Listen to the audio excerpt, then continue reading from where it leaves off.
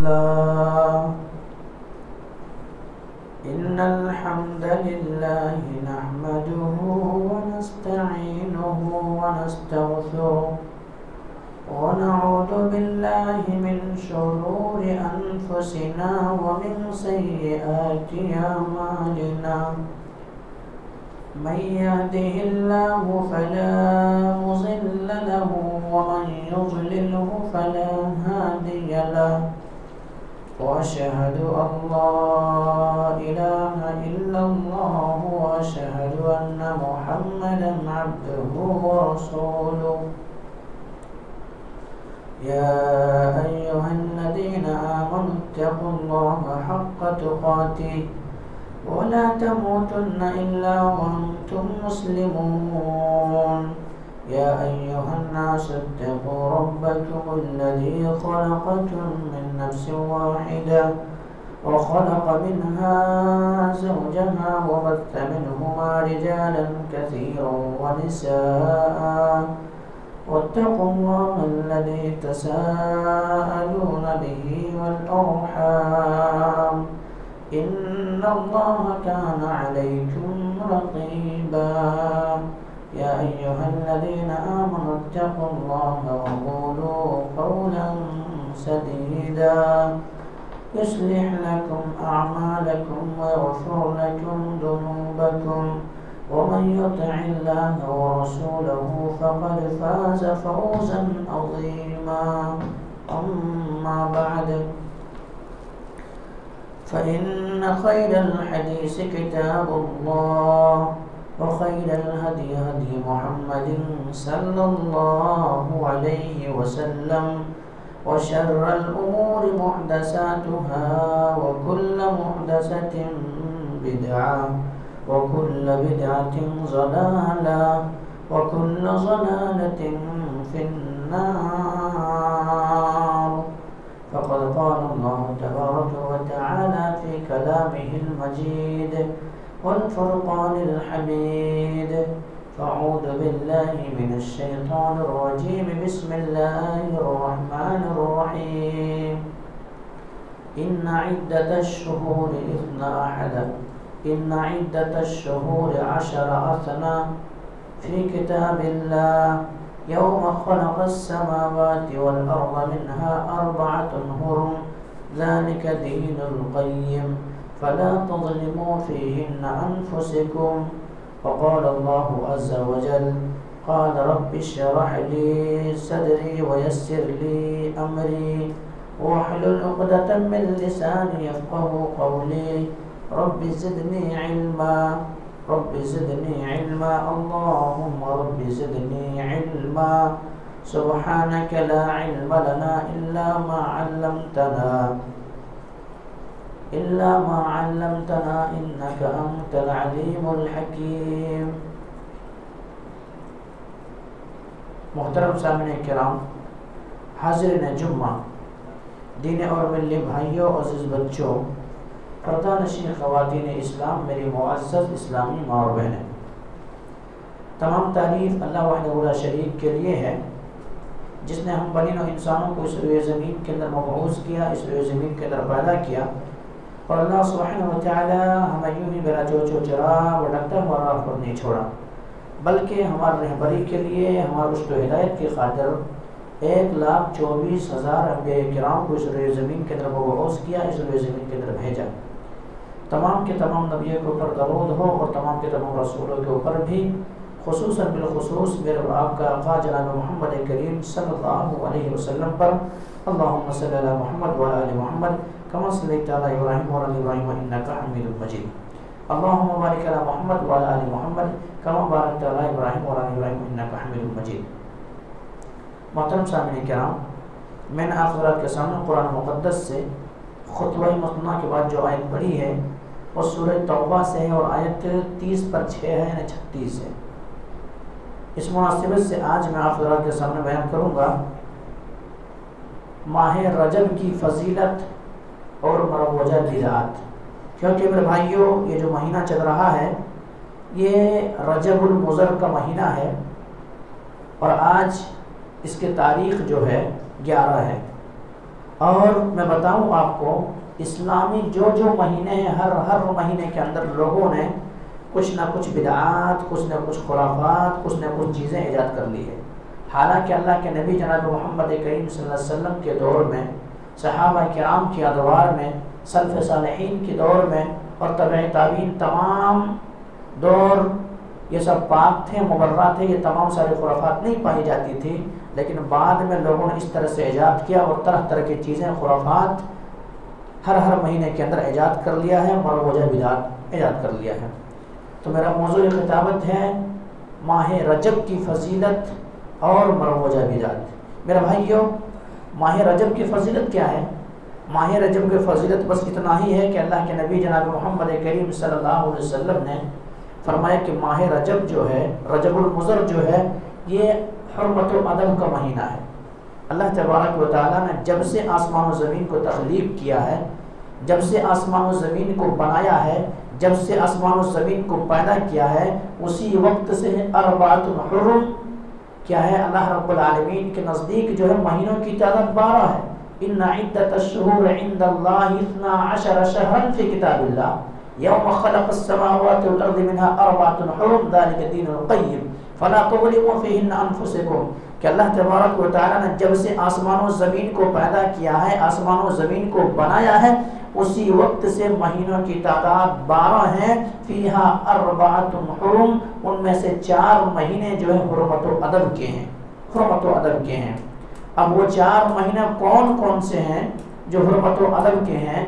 اللہ کے نبی جناب محمد کریم صلی اللہ علیہ وسلم حدیث کے اندر فرماتے ہیں کہ ابو بکر رضی اللہ تعالیٰ عنہ راوی حدیث ہے، وہ کہتے ہیں کہ حرمت و ادب کے جو 4 مہینے ہیں وہ ذی قعدہ، ذی الحجہ، محرم اور یہ رجب، یہ 4 مہینے حرمت و ادب کے ہیں۔ بس اتنا ہی فضیلت ہے اس مہینے کے اندر۔ اگر کوئی رجب کے اندر انسان اگر کوئی نیکی کے کام کرتا ہے تو نیکیوں کے اندر مزید ثواب کو بڑھا دیا جاتا ہے، زیادہ کر دیا جاتا ہے، اور اگر کوئی اس مہینے کے اندر برائی کے کام کرتا ہے تو اللہ تبارک و تعالیٰ فرمایا فَلَا تَظْلِمُوا فِيهِنَّ أَنفُسَكُمْ، کیا کرو تم ان مہینوں میں اپنے نفس پر ظلم مت کرو۔ تو اگر کوئی گناہ کا کام کرتا ہے، پاپ کا کام کرتا ہے، معصیت کا کام کرتا ہے، نافرمانی کا کام کرتا ہے، اللہ کو ناراض کرنے والا کام کرتا ہے، تو مزید ان کے گناہوں کے اندر اضافہ ہو جاتا ہے، گناہ بھی بڑھا کے انہیں دیا جاتا ہے۔ اگر نیکی کرے تو ثواب بڑھا کے دیا جاتا ہے، گناہ کرے تو پاپ کرے تو اللہ تبارک و تعالیٰ مزید ان کے گناہوں کے اندر اضافہ کر دیتا ہے۔ تو یہ چیز ہے، بس حرمت و ادب کا ہے۔ یہ اس مہینے کے احترام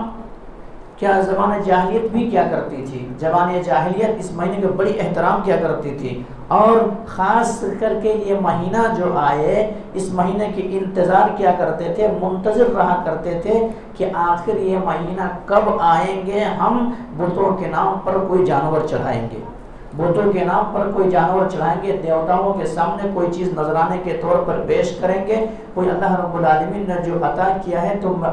عطا کرنے والا تو اللہ ہے، لیکن میں غیر اللہ کو خوش کرنے کے لیے کوئی چیز چڑھاؤں، ایسا سوچا کرتے تھے۔ اور خاص کر کے اس مہینے کے اندر یہ لوگ بہت ہی اہتمام کے ساتھ کوئی چیز چڑھا کرتے تھے۔ تو اللہ کے نبی جناب محمد کریم صلی اللہ علیہ وسلم جس دنیا کے اندر آئے، اس دھرتی کے اندر قدم رکھے، اور نبی کریم صلی اللہ علیہ وسلم کو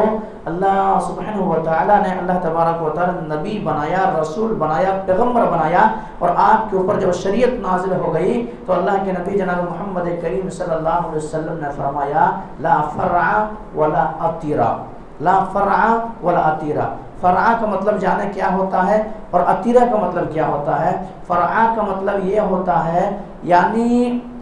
کوئی چیز، کوئی جانور ہو، چاہے اونٹ ہے، گائے ہے، بکری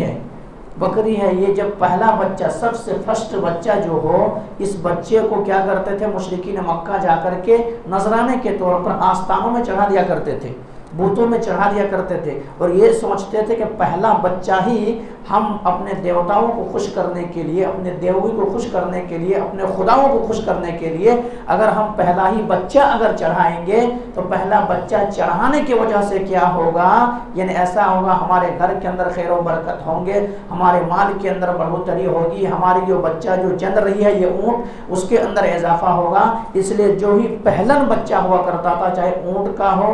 چاہے اونٹ کا ہو یعنی اونٹنی کا ہو، بکری کا ہو، گائے کا ہو، کوئی بھی بچہ تو اس کو چڑھاتے تھے اس تبرک کے طور پر۔ تو اللہ کے نبی جناب محمد کریم صلی اللہ علیہ وسلم جب شریعت لے کر کے آئے تو آپ نے کہا لا فرعا، فرعا کوئی چیز نہیں ہے،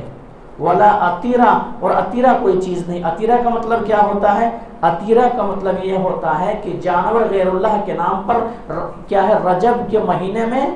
رجب جو یہ مہینہ چل رہا ہے اس مہینے میں کیا کرنا، غیر اللہ کے نام پر چڑھانا، یہ عطیرہ کہا جاتا تھا۔ تو لوگ منتظر رہا کرتے تھے، لوگ انتظار کیا کرتے تھے، رجب المضر کا مہینہ کب آ جائے اور ہم کیا کریں، غیر اللہ کو خوش کرنے کے لیے عطیرہ کے طور پر جا کر کے جانور ذبح کریں، جانور چڑھائیں، ان تک یہ چیز انتظار کیا کرتے تھے۔ تو بس زمانے جاہلیت کے اندر بھی اس مہینے کی یہ سوچ کر کے کیا کرتے، احترام کرتے تھے، اور یہ ادب و احترام والے مہینہ ہے، اس طرح سے کیا کرتے تھے۔ لیکن میرے بھائیوں آج فضائل بس اتنا ہی کہ یہ حرمت و ادب کا مہینہ، بس فضائل اتنا ہے، اگر نیکی کریں گے تو زیادہ ثواب، اگر برائی کریں گے تو زیادہ گناہ۔ اور اللہ تبارک و تعالیٰ کا فلا تظلموا فیہن انفسکم، کیا کرو تم اپنے نفسوں کو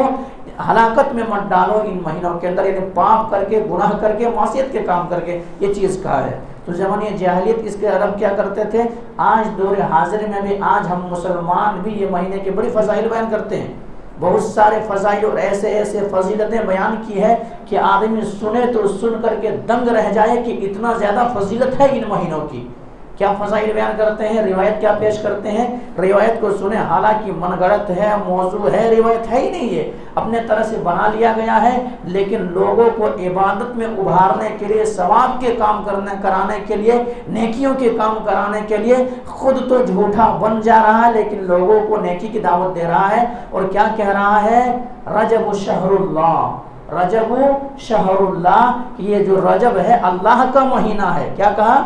اللہ رجب شہر اللہ، یہ رجب اللہ کا مہینہ ہے، وشعبان الشہری، نبی کریم صلی اللہ علیہ وسلم منصور کر رہے ہیں، اور نبی کریم صلی اللہ علیہ وسلم کیا کہہ رہے ہیں کہ شعبان میرا مہینہ ہے، رجب شہر اللہ، اللہ کا مہینہ رجب کو دے دیے،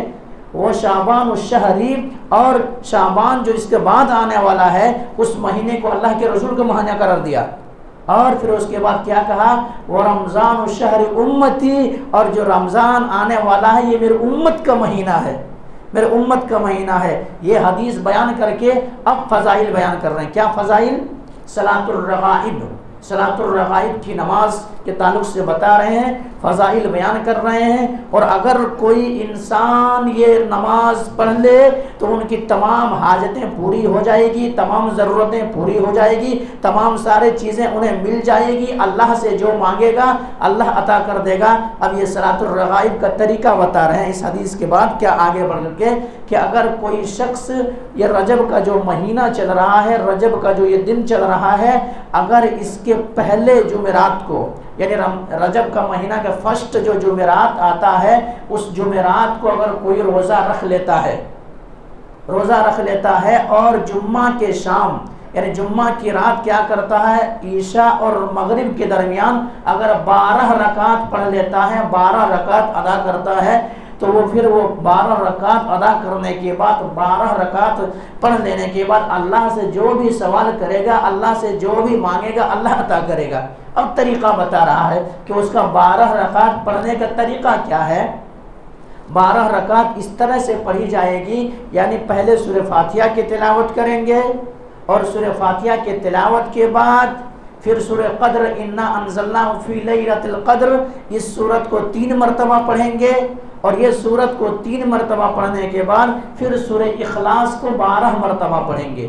سورہ اخلاص کو 12 مرتبہ پڑھیں گے، پھر اس کے بعد نبی کریم صلی اللہ علیہ وسلم کے اوپر 70 مرتبہ درود پڑھیں گے، پھر رکوع کے اندر جائیں گے، رکوع کے اندر بھی یہی کیفیت ہوگی، پھر سجدے کے اندر جائیں گے، تو سجدے کے اندر جا کر کے سبوح قدوس رب الملائکۃ والروح، اس کو 70 مرتبہ پڑھیں گے، 2 رکعت کر کے اگر کوئی ایسا کر لیتا ہے، یعنی پہلی رکعت کے اندر کیا کریں گے، سورہ فاتحہ پڑھیں گے، سورہ قدر پڑھیں گے، سورہ اخلاص 12 مرتبہ تلاوت کریں گے، نبی کے اوپر درود بھیجیں گے۔ اگر کوئی مسلسل 12 رکعت پہ در پہ 2 کر کے اگر ایسا پڑھ لیتا ہے، تو یہ بندہ اللہ رب العالمین سے جو چیز کا سوال کرے گا، جو چیز کا مطالبہ کرے گا، جو چیز مانگے گا، اللہ تبارک و تعالیٰ انہیں عطا کر دے گا، اللہ تبارک و تعالیٰ انہیں دے دے گا۔ اور آج ہماری امت امت محمدیہ جو ہے تمام چیزوں میں تحقیق کرتی ہے، تمام چیزوں میں پوچھتی ہے۔ اگر کوئی چیز کھانے و پکانے کی بھی چیز ہو، اگر مارکیٹ کے اندر جائیں گے 2 روپے کی سبزی بھی کیوں نہ خریدتا ہو، وہاں پر بھی سوال کر کے لیں گے، پوچھ کر کے لیں گے۔ لیکن دین ہی اتنا آسان تھا، جنت کا راستہ ہی اتنا آسان تھا کہ کبھی پوچھنے کی توفیق نہ ہوا کہ آخر آپ یہ جو بیان کر رہے ہیں، آپ جو یہ فضائل بیان کر رہے ہیں، کیا نبی کریم صلی اللہ علیہ وسلم اس طرح سے کریں؟ کیا نبی کریم صلی اللہ علیہ وسلم اس طرح کرنے کے حکم دیے؟ کیا نبی کے صحابہ ایسے کیے؟ کیا تابعین ایسے کیے؟ کیا تبع تابعین ایسے کیے؟ کیا ابو بکر صدیق رضی اللہ تعالیٰ عنہ کو یہ فضائل معلوم نہیں تھا؟ کیا حضرت عمر بن خطاب رضی اللہ تعالیٰ ان فضیلت سے پیچھے رہ گئے تھے؟ کیا عثمان غنی رضی اللہ تعالیٰ ایسے کام کیے؟ کبھی سوال نہیں کرتے۔ اسی لیے امت کے اندر یہ بدعات ایجاد ہو گیا ہے، اور یہ چیز صلاۃ الرغائب کے نام سے یہ ادا کیا جاتا ہے، پڑھا جاتا ہے۔ حالانکہ اللہ کے نبی جناب محمد کریم صلی اللہ علیہ وسلم نے فرمایا، متفق علیہ روایت ہے، من احدث فی امرنا ھذا ما لیس منہ فہو رد۔ اگر ہمارے اس لائے ہوئے دین میں، ہمارے لائے ہوئے شریعت کے اندر اگر کوئی زیادتی کرے گا، اپنے طرح سے کوئی عمل کرے گا، چاہے ان کے نظر میں کتنا بھی محبوب کیوں نہ ہو، فہو رد، وہ عمل بھی مردود ہے، وہ عمل مردود ہے۔ مسلم کی روایت ہے، اللہ کے نبی جناب محمد کریم صلی اللہ علیہ وسلم ہر خطبے کے اندر، ہر واعظ کے اندر یہ بیان کیا کرتے تھے، فَإِنَّ خَيْرَ الْحَدِيثِ کتاب اللہ، سب سے بہتر کلام اللہ کی کتاب اور نبی کریم صلی اللہ علیہ وسلم کی زبان اطہر سے نکلی ہوئی بات، ان کے علاوہ اگر کوئی کرتا بدعات کرتا، وَكُلَّ بِدْعَةٍ ضَلَالَةٍ وَكُلَّ ضَلَالَةٍ فِي النَّارِ، کہ ہر بدعت گمراہی ہے اور ہر گمراہی انسان کو جہنم تک لے جائے گی، ہر گمراہی انسان کو جہنم میں پہنچانے کے لیے کافی ہوگی۔ یہی ایک دلیل ہے کہ انسان کو بدعات کیسے جہنم کے اندر لے جائے گی۔ اللہ کے نبی جناب محمد کریم صلی اللہ علیہ وسلم جلوہ افروز ہوں گے، حوض کوثر کے اندر بیٹھے ہوئے ہوں گے، نبی کریم صلی اللہ علیہ وسلم اپنے دست مبارک سے لوگوں کو کیا کر رہے ہوں گے؟ حوض کوثر کے پانی پلا رہے ہوں گے۔ نبی کریم صلی اللہ علیہ وسلم اپنے امتیوں کو دیکھ کر کے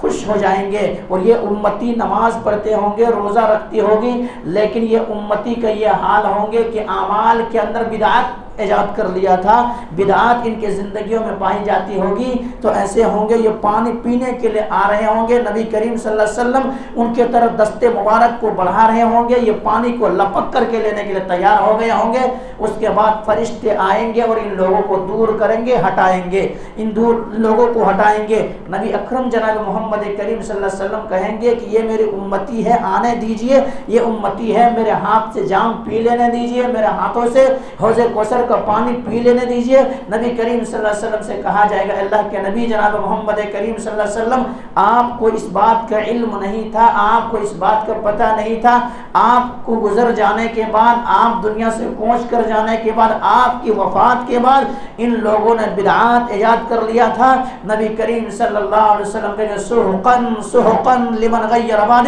ہٹاؤ، کوئی ضرورت نہیں ہے، ہٹاؤ میرے سامنے سے، ہٹاؤ۔ کیوں؟ یہ لوگ خود سے منمانی باتیں گڑھ کر کے نبی کی طرح منسوخ کر کے عبادت کے اندر یہ سمجھ کر کے کہ ہم ایسا نبی کریم صلی اللہ علیہ وسلم نعوذ باللہ مکمل شریعت ہم تک نہیں پہنچایا، مکمل دین ہم تک نہیں پہنچایا، یہ سمجھ کر کے کیا بدعات ایجاد کر لیے تھے۔ اس لیے سحقن سحقن لمن غیر بعدی، ہٹا دو، ان کی کوئی حاجت نہیں ہے، ان کی کوئی ضرورت نہیں ہے، انہوں نے میرے آنے کے بعد بدعات ایجاد کر لیا تھا۔ تو اسی لیے کہا تھا وَكُلَّ بِدْعَةٍ ضَلَالَةٍ وَكُلَّ ضَلَالَةٍ فِي النَّارِ، کہ انسان کو ہر بدعات گمراہی ہے اور ہر گمراہی انسان کو جہنم تک لے جانے کے لیے، جہنم تک پہنچانے کے لیے، جہنم کے کھڈے میں پھینکوانے کے لیے یہی بدعات ان کے لیے کافی ہے۔ تو یہ چیز ہے۔ تو کیا میں نے بتایا، صلاۃ الرغائب کا نام دے دیے کہ اگر کوئی کریں گے تو ان کے تمام حاجتیں پوری ہو جائے گی۔ اب پبلک بیچاری ان کو معلوم نہیں ہے، پبلک کو اس بات کا پتہ نہیں ہے، ان کو تو کھانے سے فرصت نہیں، کمانے سے فرصت نہیں، بیوی بچوں کو پالنے سے فرصت نہیں، وہ پبلک جاننے کی کوشش کہاں کریں گے؟ وہ یہ سوچیں گے پوری زندگی میں اگر ایک رات ہم نکال لیں، 1 گھنٹے کے لیے اگر 12 رکعت نماز پڑھ لیں تو نماز پڑھنے کی وجہ سے ایسا ہوگا کہ ہمارے تمام گناہ بھی معاف ہو جائیں گے، اور ایسا ہوگا ہم اللہ سے جو مطالبہ کریں گے وہ مل بھی جائے گی۔ بھلا پبلک کیوں نہ کریں گے یہ چیز؟ تو یہ خرافات یہ مروجہ بدعات ہمارے معاشرے کے اندر ایجاد کیا ہوا ہے۔ اسی طرح سے اس سے آگے بڑھ کر کے اس سے اب یہ جو فضائل سنیں گے جو لوگوں کے سامنے بیان کیا جاتا ہے، یہ فضائل جب آپ سنیں گے تو آپ بھی کہیں گے کیا فضائل ہے، ارے دین ہی تو ہے، روزہ ہی تو رکھنا ہے، نماز ہی تو پڑھنا ہے، کیا بری بات ہے اس میں؟ کیا ہم تو نماز ہی تو پڑھ رہے ہیں، روزہ ہی تو رکھ رہے ہیں، کیا کر رہے ہیں؟ میرے بھائیوں تو ایسے بری بات ہے جہاں نبی کریم صلی اللہ علیہ وسلم نہ بتائے ہو، صحابہ کرام نہ کیے ہو، نبی کا سنت کا مہر نہ لگ گیا ہو، وہ بری ہی بات ہے۔ ہم آگے فضائل بیان کرتے ہیں۔ یہ تو نماز کے تعلق سے ہو گئی۔ روزے کے تعلق سے ایک فضائل یہ بیان کی جاتی ہے کہ اگر یہی جو رجب کا مہینہ چل رہا، اس مہینے کے اندر اگر کوئی ایک روزہ رکھے گا تو 1000 سال کے برابر ان کو ثواب دیا جائے گا۔ ایک روزہ رکھے گا تو 1000 سال کے برابر ان کو ثواب عطا کیا جائے گا، ثواب دیا جائے گا۔ اب پبلک سمجھے گی ہماری زندگی ہے ہی نہیں 1000 سال، اگر ایک روزہ رکھ رہا ہوں اس کے وجہ سے 1000 سال کے ثواب ہمیں مل جا رہی تو کیا بری بات ہے۔ پھر آگے بڑھ کے بیان کر رہے ہیں کہ اگر کوئی 2 روزہ رکھے گا تو 2 روزہ رکھنے کی وجہ سے ایسا ہوگا کہ ان کو 2000 سال کے برابر ثواب انہیں عطا کیا جائے گا، 2000 سال کے برابر انہیں نیکیاں دی جائے گی۔ پھر آگے بڑھ کر کے بیان کرتا ہے کہ اگر کوئی شخص 3 روزہ رکھ لیتا ہے، اگر 3 روزہ رکھ لیتا ہے تو ان کو اتنا ثواب عطا کیا جائے گا، ان کا اتنا ثواب دیا جائے گا جتنا کہ 3000 سال روزہ اگر رکھنے کے برابر انہیں ثواب عطا کیا جاتا ہے۔ اب یہاں سے آفر بڑھا رہے ہیں، 1 2 3 ہو گیا، اب 3 کے بعد ڈائریکٹ 7 پر آگے گنتی، 7 پر پہنچ گئے۔ اگر کوئی انسان 7 روزہ رکھ لیتا ہے تو 7 روزہ رکھنے کی وجہ سے جہنم کے دروازے 7 ہیں، ان کے لیے جہنم کے 7 دروازے بند کر دیے جائیں گے۔ اب پبلک سوچے کہ بھائی 7 دروازے جب بند ہو جائے گی، اتنے سارے فضائل ہے ہمارے 1 2 روزہ رکھنے کی وجہ سے، بھلا میں یہ نیکی کے کام کر لوں، کیوں نہ کروں میں؟ اب 7 دروازے بند کر دیے جائیں گے۔ اب اس کے بعد آگے بڑھ کر کے مزید فضائل بیان کر رہے ہیں کہ اگر کوئی شخص 8 روزہ رکھ لے، کوئی 8 روزہ رکھ لے تو 8 روزہ رکھنے کی وجہ سے جنت کے 8 دروازے ان کے لیے کھول دیے جائیں گے، جنت کے 8 دروازے ان کے لیے کھول دیے جائیں گے۔ 1 روزہ رکھنے کی وجہ سے سال بھر کے برابر ثواب، دوسرے 2 سال، تیسرے 3 سال، پھر 7 پر آ گئے کہ 7 رکھیں گے جہنم کا 7واں دروازہ بند، پھر 8 پر پہنچ گئے کہ 8 پر جائیں گے، 8 جنت کے 8 دروازے کھول دیے جائیں گے۔ اب آگے بڑھ کر کے بیان کر رہے ہیں، اب اگر کوئی 15 روزہ رکھ لے، 15 روزہ رکھنے کی وجہ سے ان کے تمام جو برائیاں ان کی زندگی میں تھی، تمام برائیاں نیکیوں میں تبدیل ہو گئی۔ اور جب تک کہ وہ انسان کیا کرتا ہے، جب تک وہ انسان جنت و اپنی زندگی میں جنت و جہنم کو دیکھ نہیں لے گا تب تک موت نہیں آئے گی۔ جب تک جنت و جہنم کو اپنی نظروں سے سامنے دیکھ نہ لے، مشاہدہ نہ کر لے، تب تک ان کو موت واقع نہ ہوگی، یہ مرے گا انسان نہیں۔ تو اتنے فضائل جب بیان کیا جائے تو ظاہر سی بات ہے کہ انسان یہ بدعات کریں گے، لیکن میرے بھائیوں یہ بھی نبی کریم صلی اللہ علیہ وسلم کی طرف منسوخ کیا ہوا ہے، من گڑت باتیں ہیں، موضوع حدیث ہے، اس کی کوئی حیثیت نہیں ہے، اس کی کوئی حیثیت نہیں ہے۔ اور اگر کوئی انسان ایسا کرے گا تو پھر ایسا کرنے کی وجہ سے مزید ان کے گناہوں کے اندر اضافہ ہوگا، گناہ تو جھڑیں گے نہیں، گناہوں سے پاک تو نہیں ہوں گے، درجات تو حاصل نہیں کریں گے۔ کیوں نبی کریم صلی اللہ علیہ وسلم روزہ رکھنا منع نہیں ہے،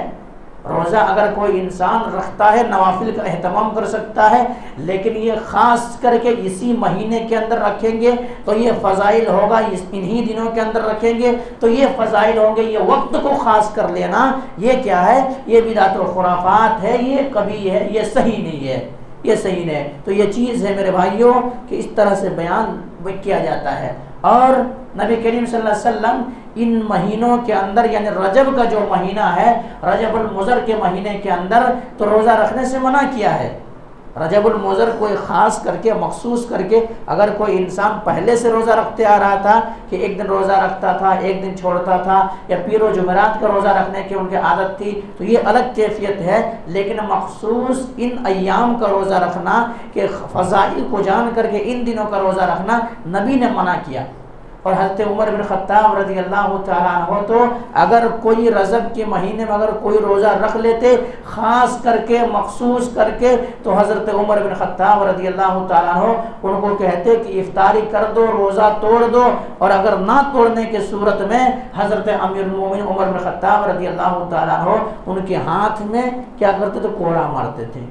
کیوں؟ مخصوص کر لینا ان دنوں کو۔ لیکن میرے بھائیوں، ہمیں اور آپ کو فضائل بھی شیطان نے جو گڑھوایا، فضائل بھی لوگوں نے جو بیان کروایا، وہیں پر لا کر کے بیان کروایا کہ لوگ جس مہینے میں نبی کریم صلی اللہ علیہ وسلم روزہ رکھنے سے منع کیے ہو، مخصوص روزہ، اگر عادتاً روزہ رکھتے آ رہے وہ الگ بات ہے، لیکن ان مہینوں پہ خاص کر کے روزہ رکھنا نبی نے منع کیا ہے، یہ چیز ہے میرے بھائیوں۔ تو یہ چیز ہے، اور بدعت اتنا خطرناک ہے، کوئی بات انسان یہ سوال کر سکتا ہے اور ان کے ذہن و دماغ کے اندر یہ سوال کھڑا ہو سکتا ہے کہ بھلا انسان کیا ہے، روزہ ہی تو رکھ رہا ہے، نماز ہی تو پڑھ رہا ہے، بھلا غلط کیا ہے اس میں؟ لیکن میرے بھائیوں، جس پر اللہ کے نبی جناب محمد کریم صلی اللہ علیہ وسلم نے حکم نہ دیا ہو، نبی کریم صلی اللہ علیہ وسلم وہ کام نہ کیے ہو، صحابہ کرام وہ کام نہ کیے ہو، تو وہی چیز تو بدعت ہو جاتی ہے۔ ورنہ اللہ کے نبی جناب محمد کریم صلی اللہ علیہ وسلم کی خدمت میں، اللہ کے نبی جناب محمد کریم صلی اللہ علیہ وسلم کی خدمت میں 3 شخص حاضر ہوتے ہیں۔ یہ روایت بخاری کے اندر بھی موجود ہے اور دیگر کتابوں کے اندر بھی موجود ہے۔ 3 شخص حاضر ہوتے ہیں۔ حضرت انس بن مالک رضی اللہ تعالیٰ عنہ ہم تک یہ حدیث پہنچا رہے ہیں کہ تینوں شخص حاضر خدمت ہونے کے بعد اللہ کے نبی جناب محمد کریم صلی اللہ علیہ وسلم کے ازواج کے پاس، یعنی نبی کریم صلی اللہ علیہ وسلم کی بیویوں کے پاس، ہماری اور آپ کی ماں کے پاس، پورے امتوں کی ماں کے پاس، یعنی پہنچ رہے 3 شخص اور آ کر کے نبی کریم صلی اللہ علیہ وسلم کی عبادتوں کے حال پوچھ رہے کہ آپ عبادت کیسے کیا کرتے تھے، آپ کی عبادت کرنے کی کیفیت کیا ہوا کرتی ہے۔ نبی کریم صلی اللہ علیہ وسلم کی عبادتوں کے تعلق سے ازواج مطہرات میں سے بتاتی ہیں کہ اللہ کے نبی جناب محمد کریم صلی اللہ علیہ وسلم کی عبادتوں کی یہ کیفیت ہے، آپ ایسے نمازیں پڑھتے ہیں، آپ ایسے نمازیں ادا کرتے ہیں کہ نبی کریم صلی اللہ علیہ وسلم راتوں کے اندر جب قیام کرتے ہیں تو نبی کریم صلی اللہ علیہ وسلم کے پاؤں پھٹ جاتا ہے، نبی کریم صلی اللہ علیہ وسلم کے پاؤں میں سوجن آ جاتا ہے۔ ان لوگوں نے کم سمجھا کہ نبی کریم صلی اللہ علیہ وسلم بخشائے ہیں، نبی تمام گناہوں سے پاک ہیں، تمام گناہوں سے مبرہ ہیں، ان کے باوجود بھی نبی ایسے عبادتیں کر رہے ہیں، بھلا ہمیں اس سے بڑھ کر کے عبادت کرنی چاہیے تاکہ ہم جنت کے اعلیٰ سے اعلیٰ درجات حاصل کر سکے، جنت کے اندر جا سکے۔ اب تینوں نے کہا کہ ہم آج، ایک نے کہا کہ ہم ایسا کرتے ہیں کہ میں ہمیشہ روزہ رکھوں گا، کبھی افطاری نہیں کروں گا، ہمیشہ روزہ رکھوں گا، کبھی افطاری نہیں کروں گا۔ دوسروں نے کہا کہ ہم ایسا کریں گے، پوری رات بھر قیام کریں گے، قیام ہی کے اندر گزار دیں گے، نماز پڑھتے ہوئے گزار دیں گے، کبھی سوئیں گے نہیں۔ تیسرے نے کہا کہ ہم تجھ سے بڑھ کر کے کام کریں گے، زندگی میں شادی کریں گے تو جھنجھٹ اور مصیبت آئے گی، پریشانیاں ہوگی، بڑا مسائل بڑھ جائیں گے، اس لیے یہ شرک کا درد ہی نہیں لیں گے، شادی ہی نہیں کریں گے۔ یہ سوچنا اچھا تھا یا خراب تھا؟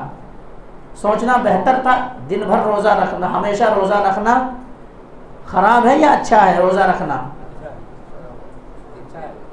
روزہ ہمیشہ رکھنا اچھا ہے، لیکن نبی کا مہر اس پر نہیں ہے، اس بنا پہ کیا ہے؟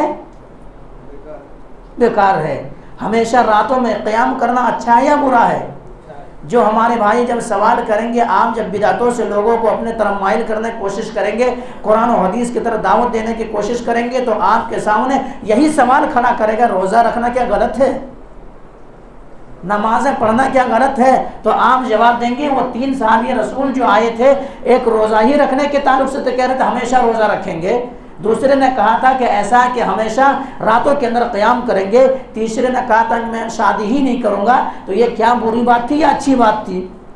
تب ان کو جواب دیا جا سکتا ہے میرے بھائی۔ تو اللہ کے نبی جناب محمد کریم صلی اللہ علیہ وسلم ناراض ہوئے، بعد میں جب آئے نبی کریم صلی اللہ علیہ وسلم اور اس کے بعد بتایا کہ اس طرح کی باتیں کہہ کر کے گئے ہیں 3 شخص، اس کے بعد نبی کریم صلی اللہ علیہ وسلم فوراً ان تک پہنچے، ان کو بلائے اپنے طرح، اور اس کے بعد قضا و قضا، کیا تم ہی اسی طرح سے باتیں کر رہے تھے؟ اس طرح کے تم تینوں بات کر کے وہاں سے آئے ہو؟ کہا اللہ کے نبی جناب محمد کریم صلی اللہ علیہ وسلم ہم ہی اس طرح سے باتیں کر رہے تھے۔ اللہ کے نبی جناب محمد کریم صلی اللہ علیہ وسلم نے کہا فمن رغب عن سنتی فلیس منی،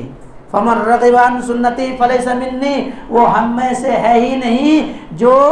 سنتوں سے اعراض کرے، سنتوں کو ٹھکرائے۔ حالانکہ اچھی سوچ تھی لیکن نبی کا مہر نہیں تھا، نبی کا اسٹمپ نہیں تھا، نبی کا طریقہ اس میں شامل نہیں تھا۔ اس لیے نبی کریم صلی اللہ علیہ وسلم نے کہا کہ یاد رکھو انی اخشاکم للہ، میں سب سے زیادہ اللہ سے ڈرنے والا ہوں، سب سے زیادہ اللہ سے خوف کھانے والا ہوں، سب سے زیادہ اللہ کے سامنے گریہ وزاری کرنے والا ہوں، لیکن میں روزہ رکھتا بھی ہوں، روزہ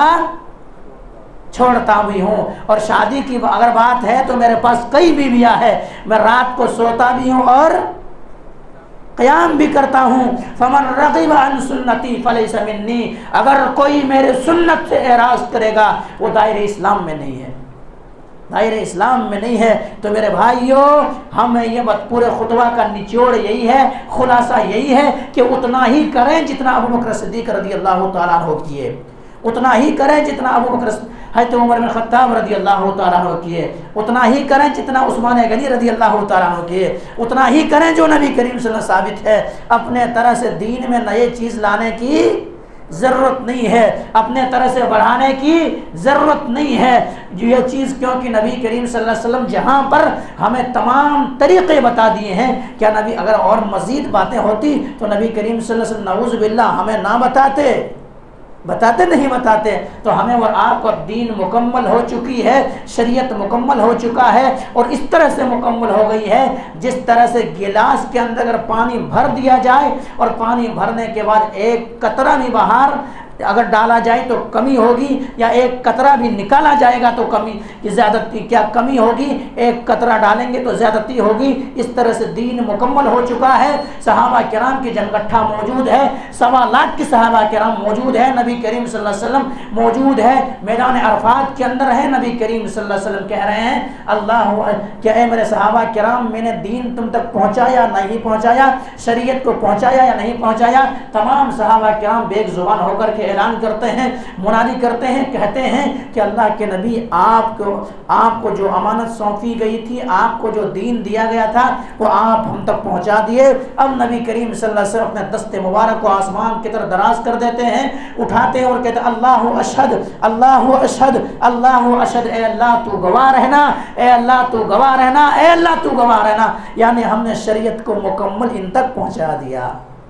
مکمل ان تک پہنچا دیا۔ تو شریعت مکمل ہو چکی ہے، دین مکمل ہو چکے ہیں۔ الیوم اکملت لکم دینکم واتممت علیکم نعمتی ورضیت لکم الاسلام دینا، اور اللہ تبارک و تعالی اس سے راضی بھی ہو چکا ہے۔ اس لیے ہمیں اور آپ کو مروجات بدعات ایجاد کرنے کی ضرورت نہیں ہے، اپنے طرح سے شریعت سازی کرنے کی ضرورت نہیں ہے، اپنے طرح سے بنانے کی ضرورت نہیں ہے۔ اتنا ہی پہ عمل کریں جتنا نبی کریم صلی اللہ علیہ وسلم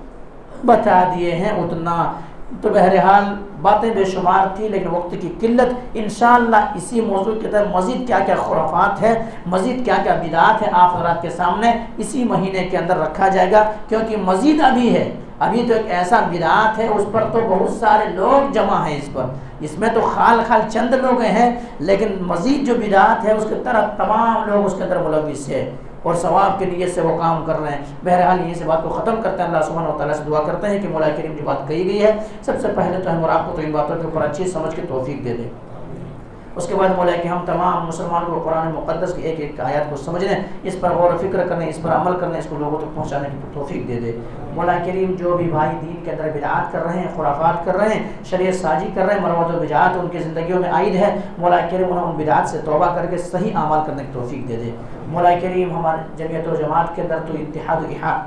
اتفاق پیدا کر دے۔ مولا کریم جہاں کہیں بھی مسلمان پریشانی کے اندر مبتلا ہے، مولا کریم تو ان کی پریشانی کو دور کر دے، جو بیمار ہیں انہیں شفا کاملہ عاجلہ عطا کر۔ تقبل رب العالمین وخداوند الحمدللہ رب العالمین، سبحان ربک رب العزۃ عما یصفون وسلام علی المرسلین والحمدللہ رب العالمین برحمتک یا ارحم الراحمین۔